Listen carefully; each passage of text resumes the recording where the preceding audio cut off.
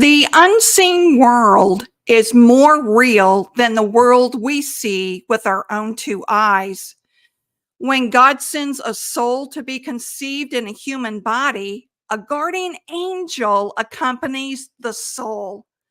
Your guardian angel is more than a helper and protector. Your guardian angel is a gatekeeper of your soul. God asks the guardian angel to bring your soul safely back to him in heaven. Think of it. What an enormous gift from God. Please don't ignore or deny this gift.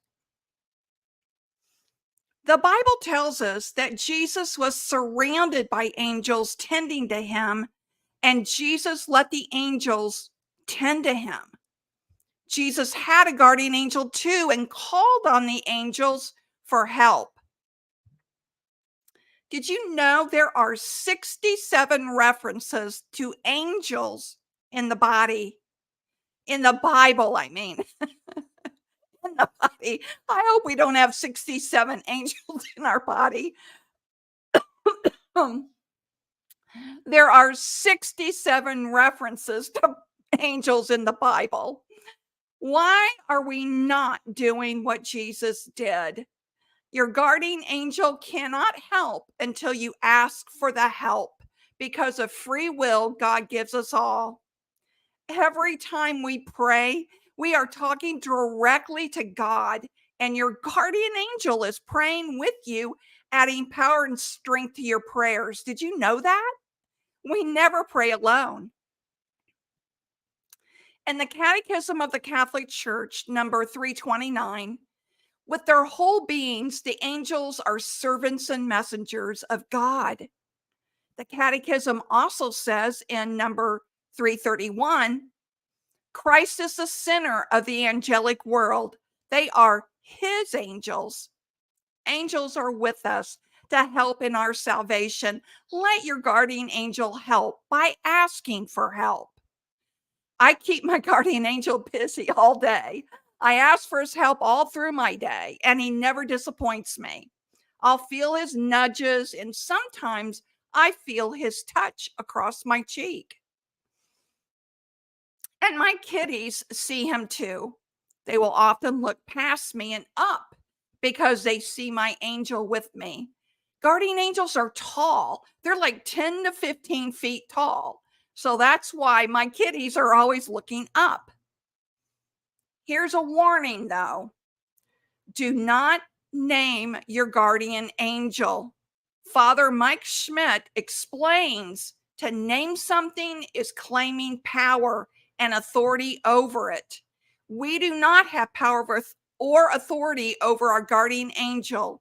So don't ask your angel to reveal his name, nor please don't name your angel. The Catholic Church has been steeped in mysticism. And here is what exorcist Father Dan Rehill explaining the difference between mysticism and psychics. By God's will. So God wills that, let's say, Our Lady would appear in Fatima. So he sends her. And then, Bernadette would become the mystic. She's the one having the apparition. Psychics go and seek the supernatural on their own will, and they go looking for dead people, for mostly dead people. Psychics are always going to try to say, I found your grandmother, I found your great-grandmother, and that they're actually dialoguing with demons, impersonating the dead. Okay, Father Dan Rehill, he's an exorcist and he's down in Tennessee. So let's get into my spiritual experiences. And let me be clear. I talk to God, I talk to Jesus, our Blessed Mother, and the saints, along with my guardian angel, just like I'm talking to you. I do not talk to dead relatives that have passed. Now, on January 16th, it was my father's birthday. And I just said out loud, Happy birthday, Dad. but I wasn't calling on him to have a conversation like I do when I call my guardian angel. That's the difference. So let's go through my spiritual experiences, and then I'll take any questions that you have. So it started at age 16. That was my first spiritual experience. And I want you to realize that there's nothing special about me. This wasn't anything, a grace that God gave me. Everyone has the opportunity to have spiritual experiences. The difference is we train our eyes to see the world we live in, and we don't train our eyes to see the world of the unseen where our guardian angel is. And that's the difference. You can absolutely have conversations with your guardian angel. Padre Pio, St. Padre Pio is another one that I talk to frequently, along with Jesus and the Blessed Mother, and of course, God. But there isn't anything special about me. It's just that I recognize the spiritual experiences when they happen, and I keep a log of these spiritual experiences. So I'm going to go into more detail about this in my course, Your Eternal Life Plan. But today I'm going to give you an overview. So at age 16, I was laying in bed, and all of a sudden, the Blessed Mother appeared at the foot of my bed. And I wasn't asleep. I was laying in bed thinking and praying, and the Blessed Mother appeared. And she was in spirit form. She was all in white. And it startled me so much that she went away and just kind of, not abruptly, but kind of diminished into the spiritual world. So that was my first encounter with a spiritual experience at age 16. Then at age 30, Satan appeared. He appeared in my condo, and it was every night at 3:00 a.m. I would wake up and I would see these red beady eyes looking down on me. And then I would, over time, I would feel the heaviness of Satan on me. And no matter what I did, I could not, I mean, it happened almost like clockwork every night at 3 a.m. And yes, I saw the horns and the hooves and the whole bit, the red beady eyes. I mean, it was scary. It was scary.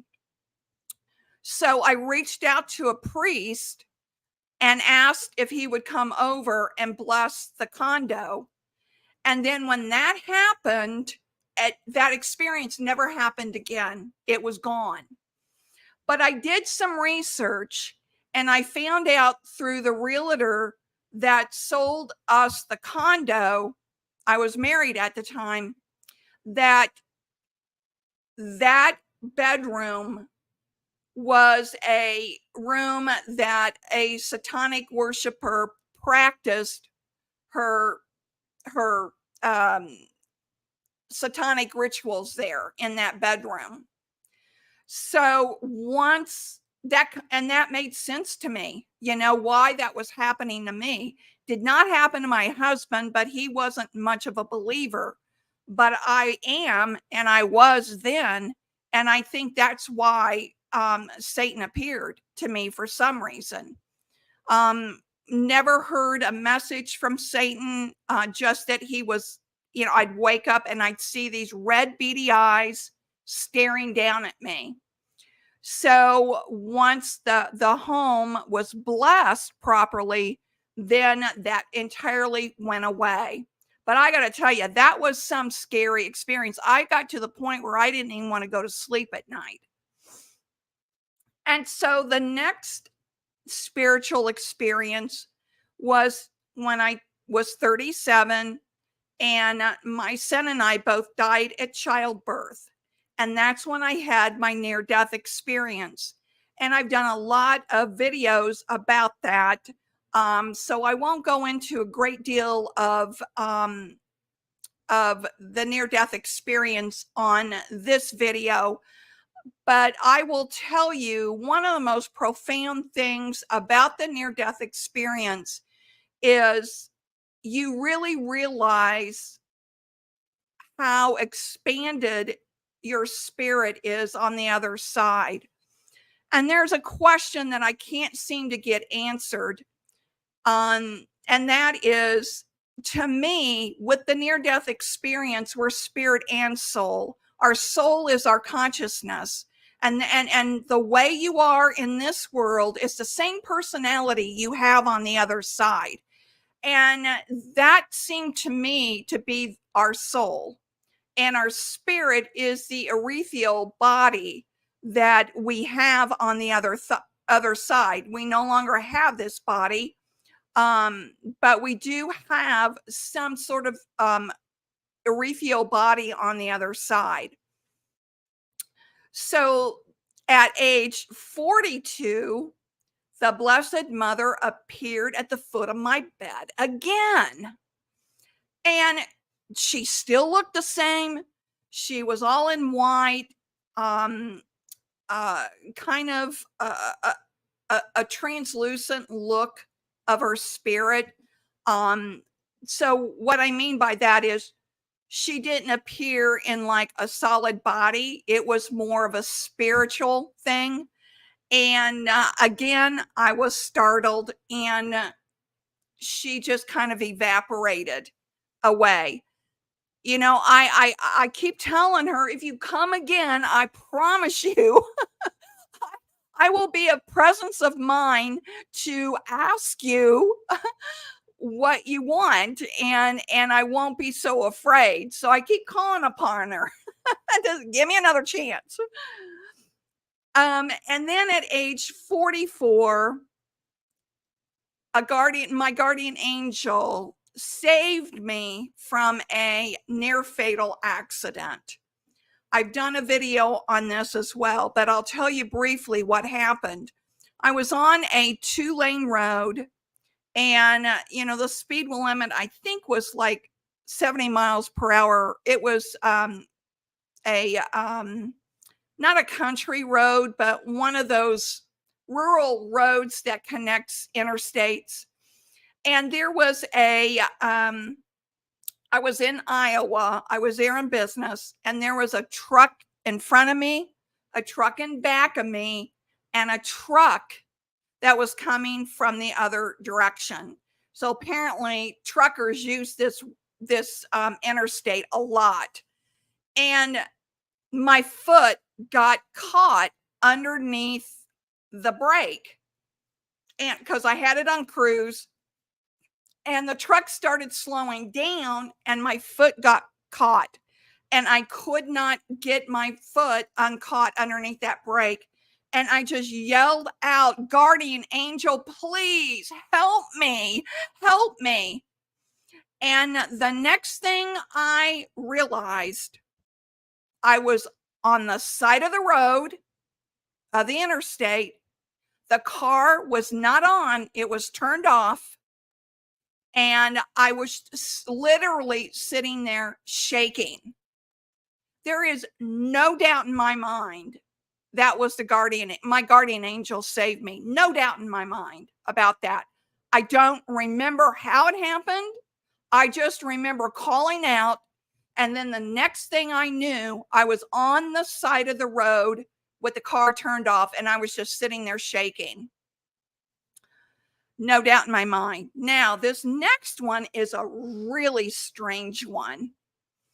So, a friend of mine who was also Catholic was dying of esophageal cancer. And I went into Cracker Barrel one night because I might eat there maybe 6 times, 4 times a month, maybe once a week. I'll eat at Cracker Barrel. And I was waiting for my name to be called, and I was kind of browsing through their spiritual section because Cracker Barrel started carrying angel statues and journals and little angel trinkets. And so I was looking at these, and this woman that had on a Cracker Barrel apron had her name on it that said Sandy, and she had long blonde hair with bangs, and I would say she was probably my age. And she came up to me and she says, are you do you believe, are you a religious? And I said, well, I was born and raised Catholic, and I'm still a practicing Catholic, so yes. And I said, I absolutely believe in guardian angels, and I talk to mine all the time, and we're just having this conversation. And she tells me, well, I went to the Vatican. And I said, oh, you're Catholic? And she goes, no, I'm not. I'm not Catholic, but I went to the Vatican, and I got holy water that was blessed by the Pope. And I said, well, how did you do that? And so she tells me this story about how someone greeted her at the Vatican and took her into this back room and gave her some blessed holy water. And she said to me, if you will come back tomorrow night, I will bring you some holy water. So I was like, oh, wow, that is so kind of you. Yeah, I'll be back. What time should I be here? And she said, well, this time that you're here now will be fine. So the next night I went back, and there she was, and she handed me a blessed container of holy water. And she told me that it was from the Vatican. So I thanked her, and I took the holy water to my friend who was dying, and she drank the holy water. And she did end up dying, but I'm hoping that that holy water blessed her in some way, because she wasn't really practicing the faith, but she was a good person, a really good person. Let me take a drink of water.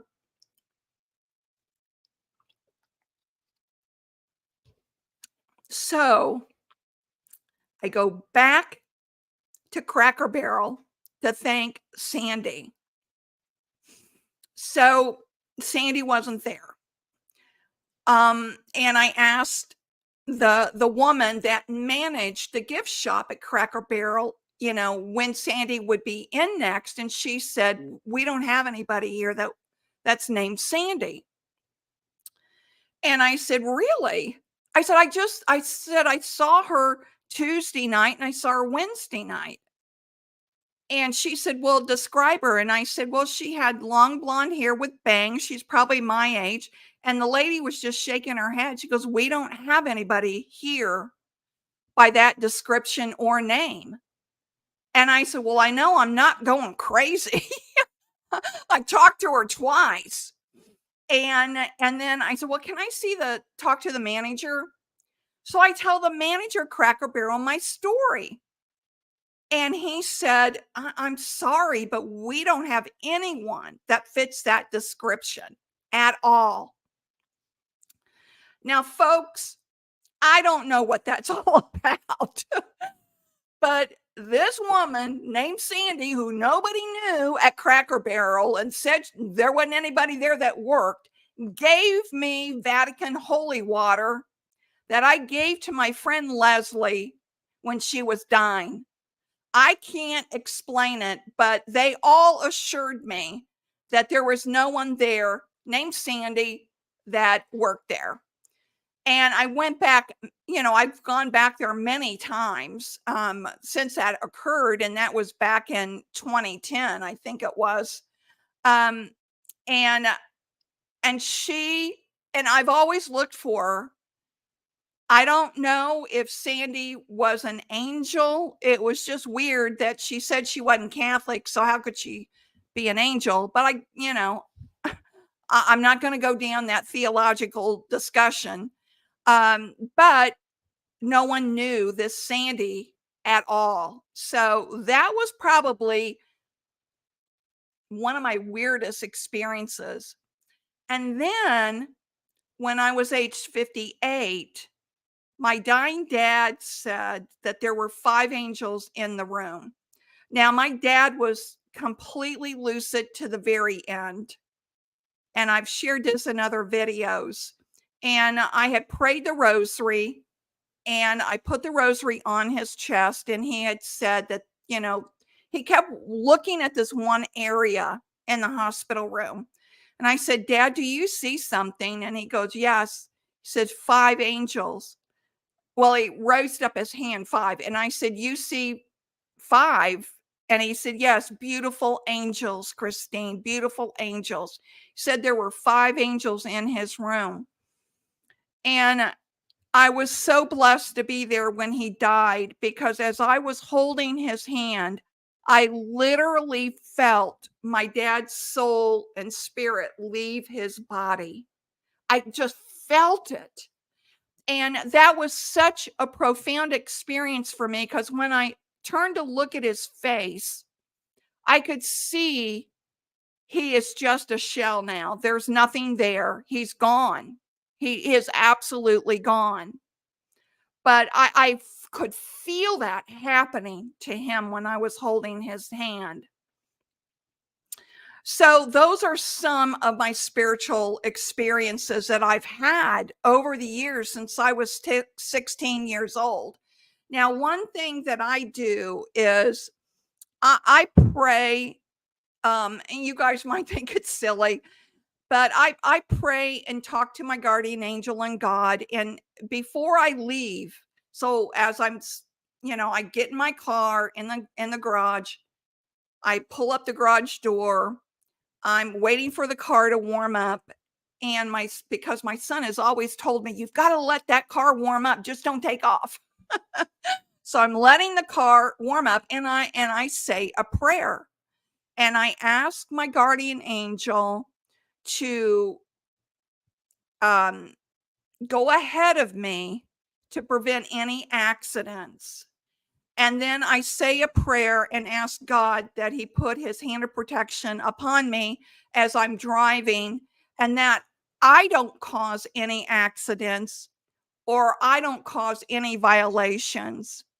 And I'm praying more about that I don't do these things than having these things done to me. So my guardian angel finds me parking spaces, and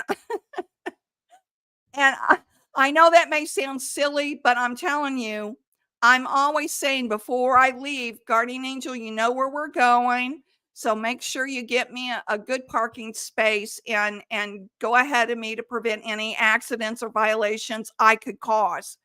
So, those are just some of the things that I do on a regular basis, folks. So let's see how many questions we have now.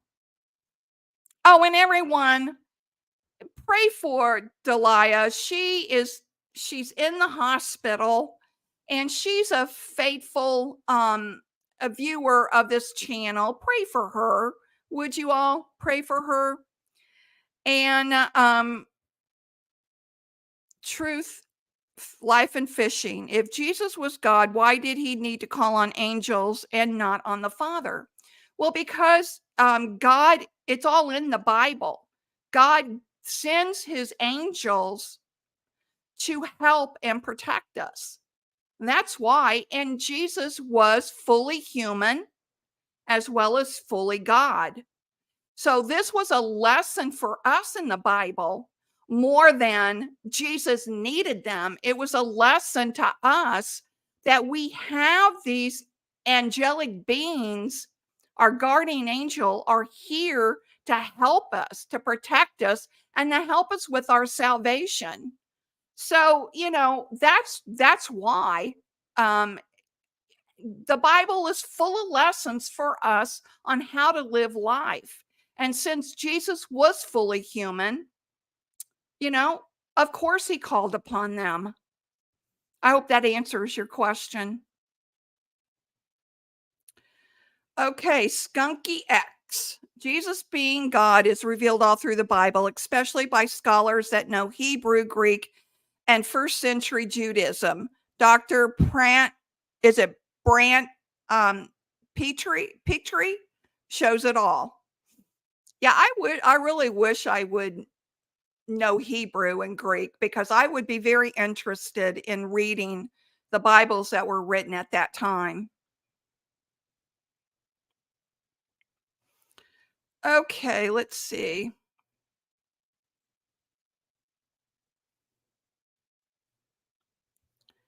Anna Marie says, I survived a 2 or 3 rollover landing upside down on I-81 after being hit by a semi. Lordy, really? Did you call upon your guardian angel, Sister Anna? I'd like to know if you did, because the accident I went through was very scary. Well, it wasn't an accident. I was in a smaller car, so I would have went up underneath the semis, that semi in front of me, and probably would have crushed the top of the car. So that's why, I was calling out. Sister says, I said many Hail Marys. Oh, I bet. Yeah, absolutely. Our Blessed Mother will protect us too. Absolutely. Okay. Does anybody else have any questions? That seems to be all of the questions that we have. Sister Anna says, my upper arm was broken 3 places. Wow. Wow. It's amazing that you didn't have more broke than your upper arm. God bless you, sister. God bless you. Okay, so let me tell you, since there's no more questions, let me tell you about the Your Eternal Life plan. I'm still working on it. We're going to go through a lot of detail and in that series. And I may have bitten off more than I can chew on the timeline, because I said end of January, 1st of February, but I'll do my best. I will absolutely do my best. But the point of this video is, we are all, our angel is with us right now. Every one of us. And keep this in mind too.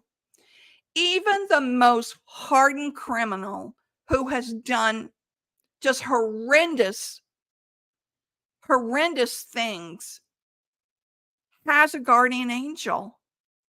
That guardian angel is fighting the demons to stay away from that person, to heal their soul, to bring them back to Jesus, to bring them back so they're not going to hell. When we die, we're given a choice. We can either go to God or we can deny God. And if you deny God, you're going to go to hell. Now, you may think, well, who in their right mind would want to deny God? When people die, oh gosh, this reminds me of a story. It's just so heartbreaking. When people die angry, they could very well deny God. And a friend of mine, her brother developed, he had been bitten by a tick on a hunting trip. Didn't know this. Ends up having Lyme disease, was on a waiting list for 6 months to get into a doctor that specialized in Lyme disease. He tried everything he could. Now, he was not, I would say he was brought up Catholic. I don't know if he was a practicing Catholic. but he got Lyme disease and then it morphed into ALS. So at one point, he was wheelchair bound and he couldn't feed himself and he just needed all kinds of help. And the sad part about it is he kept getting angrier and angrier and angrier about his situation. And I told my friend, I said, please talk. If you don't want to talk to him, if you can get me in front of him, I want to talk to him, but you cannot allow him to die angry. You have got to bring him back to God, because if he does die angry, he's going to be so angry at God when he dies that he may deny God. And if you deny God, you're going to go to hell.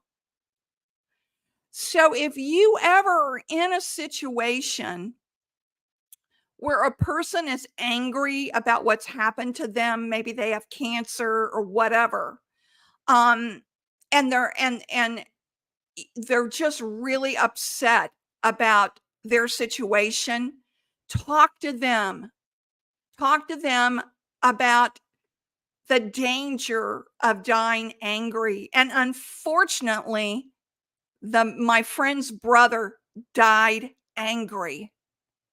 And that has always bothered me. That's always bothered me. She wouldn't let me talk to him. She said that he didn't want to talk to anybody. And I said, at this point, you've got to get me in front of him. And it never happened.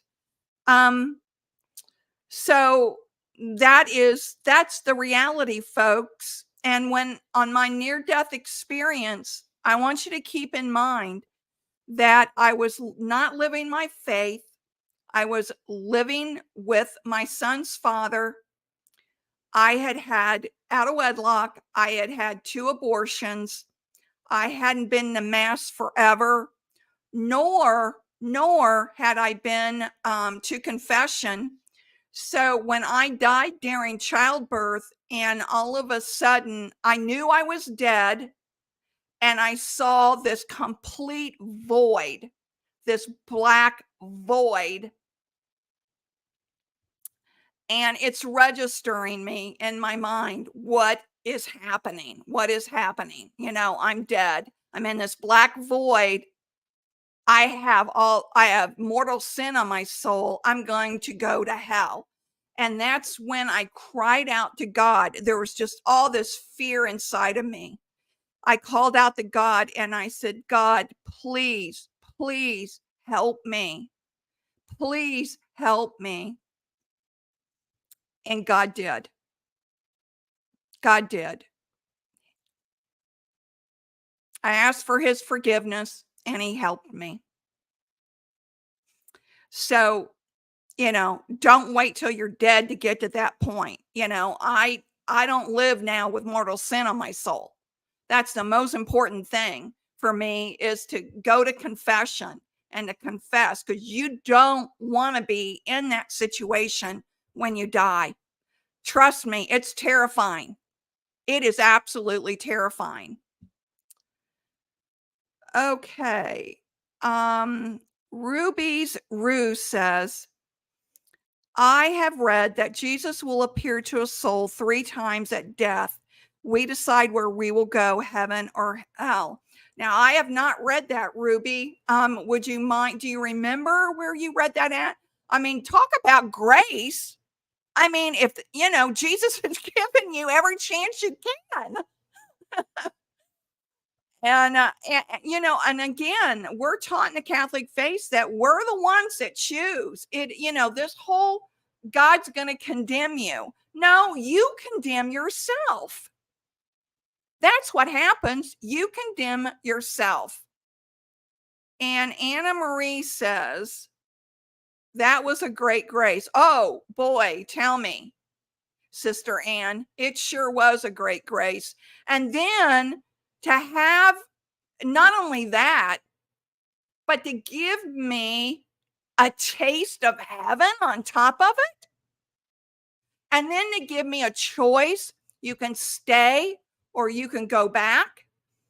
I don't think, like I have said in my near death experience, I think I was in purgatory because I was like right at the edge. And I'm going to see if I can pull this up to show you all something that I have. Oh, I don't have it anymore. It's a graphic of what that are being put in the series of what it really looks like. Kind of a quasi picture of what I saw while I was there. And it was, I saw the white light, went towards the white light. The closer I got to the white light, the bigger the white light got. And then I went into this dark gray area and into a lighter gray area, and I stopped there. So if you see behind me, the moving, it looks like smoke, but it's actually moving clouds. And this is kind of the way it felt when I was going closer to the light. It just got lighter and lighter. And then, let me think. I stopped right at the very light gray, but the light of God completely engulfed me, just threw me. You could just feel his joy and love. Like you cannot, I can't even explain it. It was just so unbelievable, which was the conflict I had. Do I stay or do I go back? I don't want to go back to that world of pain and hurt, but I did not want to leave my son. And the two beings that were with me said that he would be okay. So I knew he had survived. And when we went in to have the C-section done, they were losing him. So the beings confirmed that he had lived and he would be fine, but I just felt like I couldn't abandon him. I had to go back. I had to go back and take care of him. Okay, so let's see. Ruby says, I can't recall specifically. Deb says, oh, in the Diary of Saint Faustina. Right. Okay. All right. That is such a massive book to get through. And I read parts of it and then I'll put it down. Then I pick it back up and read parts of it again. But did you all see that video? Now I'm trying to remember who it was that put it out about Pope Francis was born on this specific day that is mentioned in Saint Faustina's diary. And it was not a good message. It was not a good message. Okay, Craig says, Christine, you actually believe you were clinically dead. Was this medically confirmed? Yes. Well, the nurse said that I had flatlined, that they brought me back, they resuscitated me, and they resuscitated my son. Now, my son was in neonatal care for quite some time, I think like 6 weeks. When I went back to get my medical records, oh, guess what? Couldn't find my medical records. And so this is, I know there's a lot of controversy saying, oh, you just have a chemical reaction when you die. And, this is just an imagination. No, it was not an imagination. It was not. And my mother felt like I had been in a coma as well, because I woke up 4 days after the surgery, after the C-section. So it wasn't like I went in for a C-section and then an hour later I woke up. It wasn't like that at all. I was unconscious for 4 days. And my mother swears up and down I was in a coma. And one time we were talking about this and she goes, they killed you. They killed you.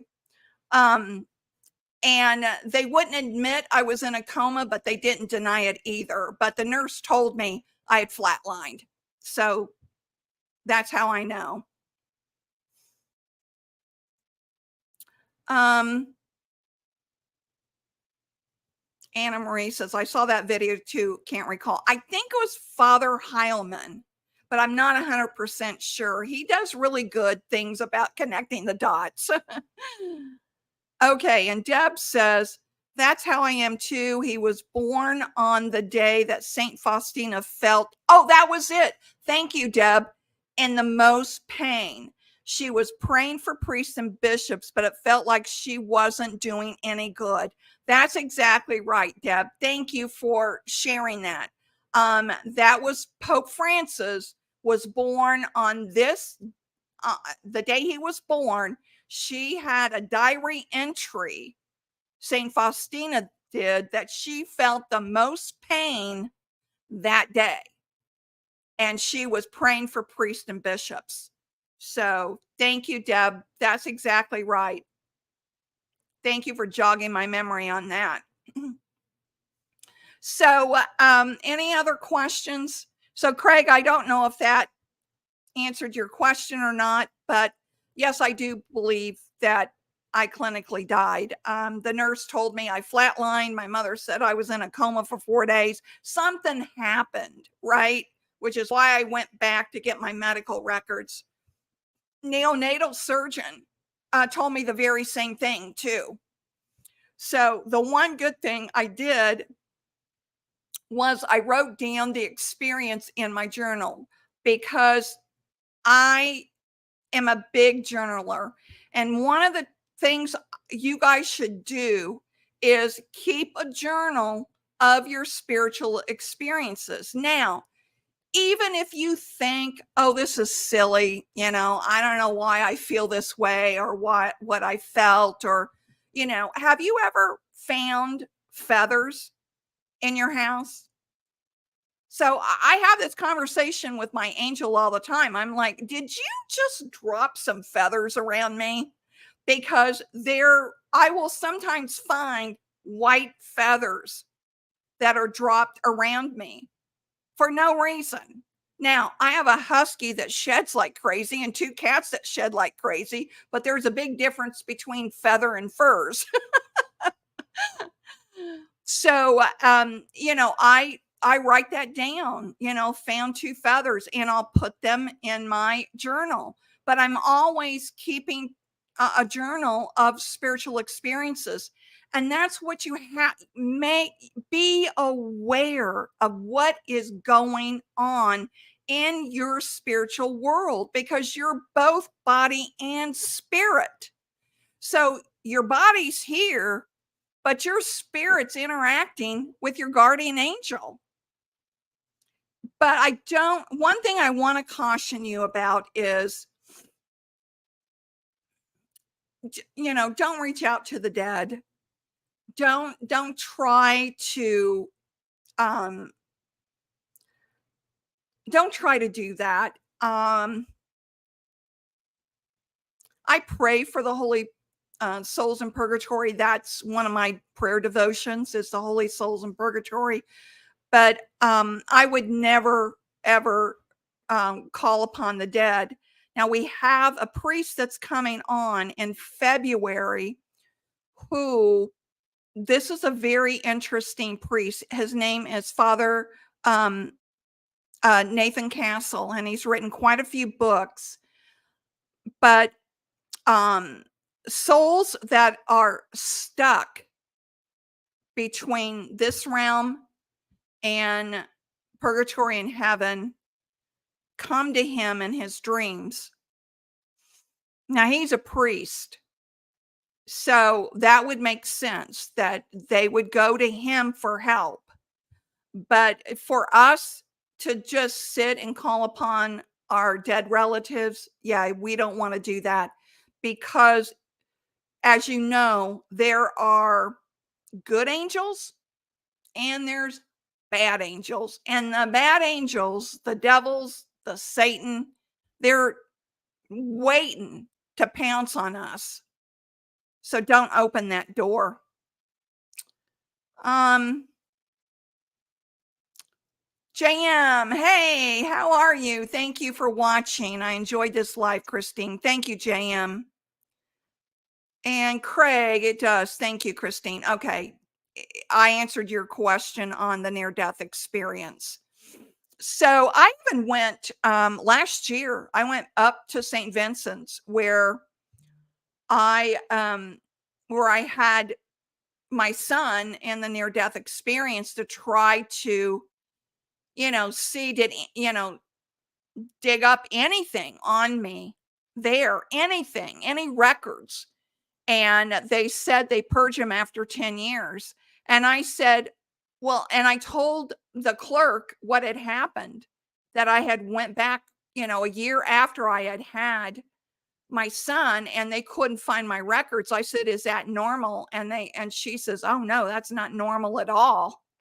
So, I don't know if they were afraid of a malpractice because without getting too graphic, when you have a C-section, they have to cut you.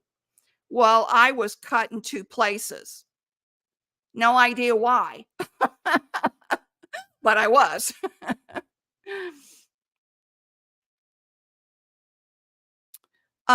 Deb says, Jim Atkins did a show on him a while.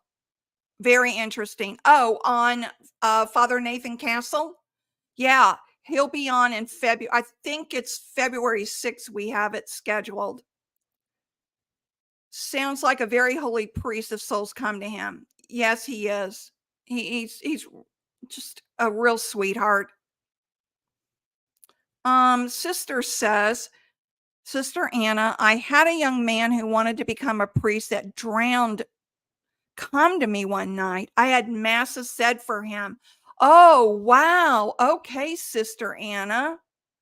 Well, you're religious, that's probably why he came to you. And that's different, folks. So I want to make this distinction. The souls have come to Sister Anna and Father Nathan. They're not seeking these people out. And what Father Nathan will do is when a soul comes to him, he always asks their name and he looks up to see if it's legitimate and he finds the person. That's the amazing thing. He finds the person that died unexpectedly. It's mostly people that have died either violent deaths or unexpectedly. But, when they're coming to you, that's much different. When they're coming to the religious people like Sister Anna and Father Nathan, that's much different than when we would sit and meditate and call upon our dead relatives. You don't want to do that. And don't name your guardian angel. I'll repeat that again. Father Schmidt, and I'll put the link below the video, did a whole thing about that video, because we don't have the authority and power over angels to name them. Now we do our pets and our children, which is why we name them. But we don't our guardian angel. Okay. Thank you for sharing that, sister. And then Ruby says, there is a priest that I go to for confession, and he will see family members of the person making their confession. He will see family members of the person make. Oh, so that if you're in confession, the priest will see your family members that have died around you. Is that what you're saying, Ruby? One time, yes, family members in heaven. Okay, thanks for clarifying. One time, this happened maybe 6 months ago. I was sitting in my chair. I have a prayer chair in my bedroom where I sit and pray and read. And My, I got another story to tell you too. I start talking and I think about these things. And I was praying and my dad face just came to me. I mean, I had my eyes open and all of a sudden I just felt him like right here. And I wasn't praying about him. I wasn't, it was just the daily readings and things like that. Um, and I said, Dad, you're here. I'm so happy you're fine. And and then he just kind of went away. And that's the only experience I've had with my dad that's come to me. I I I'll start crying. I was very close to my father. He died in 2013 and I just miss him so much. He was a good man. I'm sorry, folks. Talking about my dad. And one of my sweet little huskies died. This was June of 2023. And she had surgery and the vet told me she didn't know if she was going to survive the surgery. And we had been trying to find out what was wrong with her, my son and I, for a very long time. And it's like nobody could get us any answers. So this one vet we took her to said that they're going to have to open her up and see what's going on. So we did. And so we did. And then I gave her permission to do that. And she said she may not survive. And I said, well, we got to find out what's wrong with her. She's getting weaker and weaker. Well, the day of the surgery, they called and said that, told me what they did and that the next 24 hours would determine whether she was going to live or not. Well, I was praying the rosary for my little puppy. And she came to me and she was all happy. She was all happy, jumping around. And I thought that was a sign that she had lived.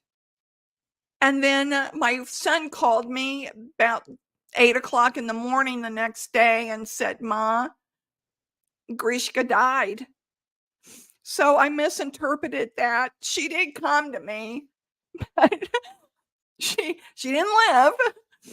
And I know there's controversy about whether animals have souls or not. That I've heard Catholic theologians say that the animals in heaven are created by God. They're not our pets. I don't know. Just don't know. I can only tell you what I experienced with little Grishka coming to me. Okay, let's see.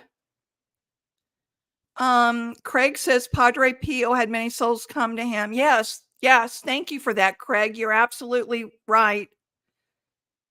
And Skunky says, God bless your beloved dad. Thank you, Skunky.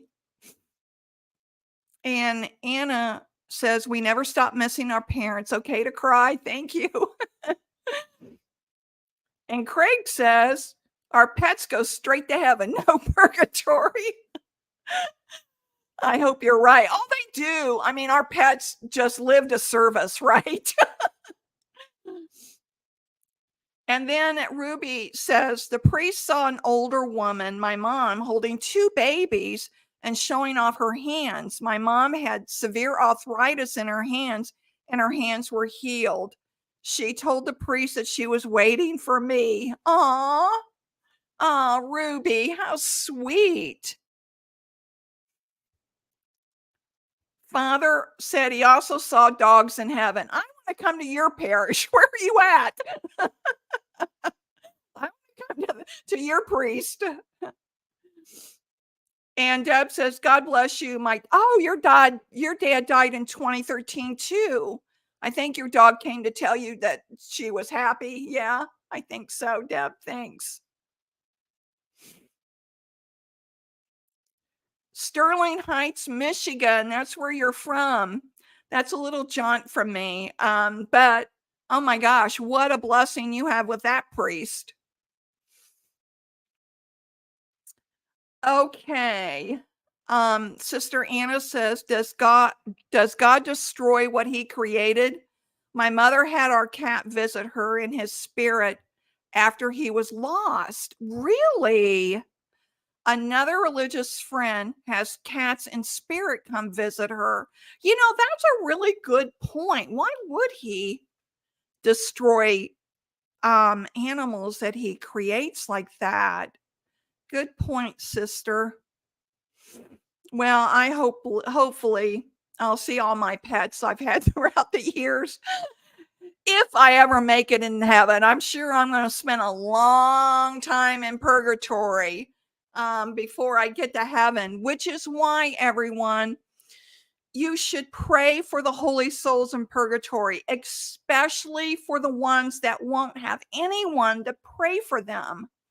I pray for a lot of people I know that I know no one's praying for them, because their families didn't believe, or they're in a particular Christian denomination who believes that you never pray for souls because they're all in heaven, no matter what. They're all in heaven. So I always make sure I say the St. Gertrude prayer. And then when it says in the prayer, for the souls in purgatory, I stop and then I just start naming the people that I'm praying for. And then I end by saying, and all the holy souls in purgatory that have no one to pray for them. And I've given my son strict instructions that when I go, he is to say the St. Gertrude prayer for me every day. Yes, good point, Ruby. Also pray for priests and religious in purgatory. Very good point. Yes, very good point.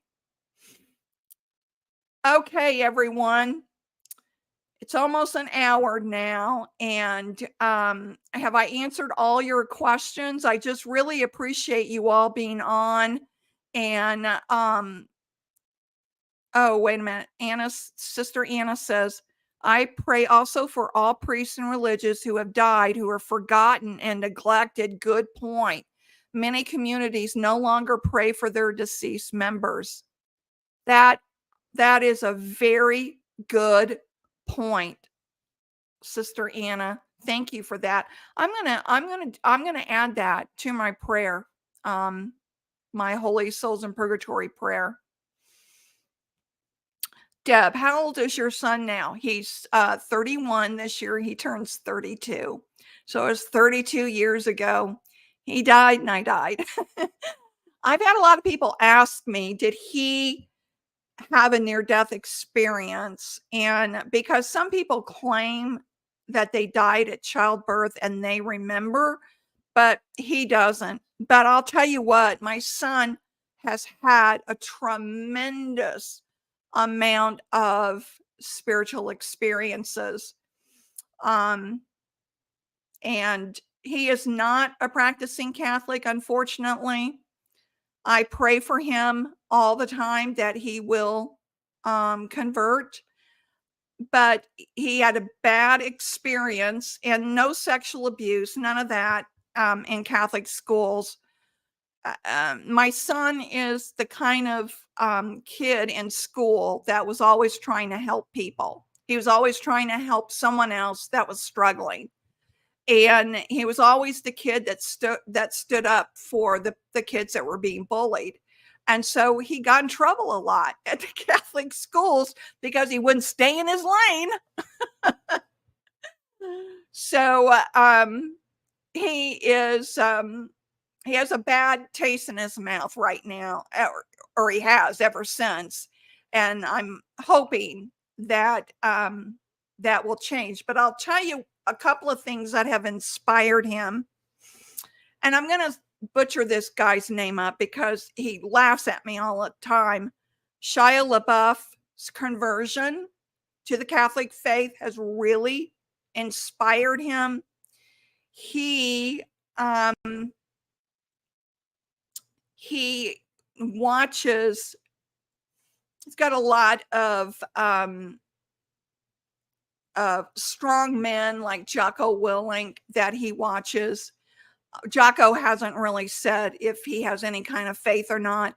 He watches Jordan Peterson religiously, and he knows that Jordan Peterson's wife converted to Catholicism. So all of these little drops of breadcrumb is having an effect on him. So thank you for asking, Deb. Skunky says, we'll all pray for the conversion of your son. Thank you so much. I appreciate that. Yes. Ian, Sister Anna, thank you, Christine, for all you do and share with us. And Skunky says that Shia interview with Bishop Barron is very powerful. Yes, it was. And I love the fact that Shia said how much he loves the Latin Mass, and Bishop Barron was like, well, why? I know that I'm paraphrasing here, but I thought that was just so cool that Shia talked about the Latin Mass, how much he loved it. Thank you, Christine. God bless you. Well, everyone, I'm going to call it a night. Thank you for tuning in. God bless you all. I will keep you all in my prayers, and please keep my son in your prayers too for his conversion. I know he's going to come around. I know he is. So all these little breadcrumbs is God, are God moments that are going to bring him in. So I'll see you, and remember, eternal life is forever. Got a plan? God bless you. Bye-bye.